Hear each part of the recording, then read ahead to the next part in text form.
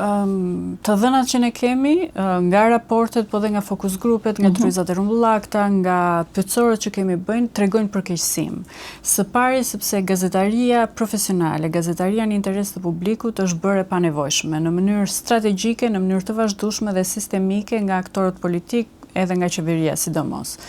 Informacioni verifikuar është shndruar me informacion të gatshëm, të prodhuar më përpara nga po themi stafi, nga zyrat e shtypit të PR-it, të kryeministrisë, të ministrive, të agjensive të ndryshme kështu me radhë. Kështu që kjo është praktikisht propagandë dhe qytetari në vend të marrë informacion të verifikuar, praktikisht bombardohet me propagandë.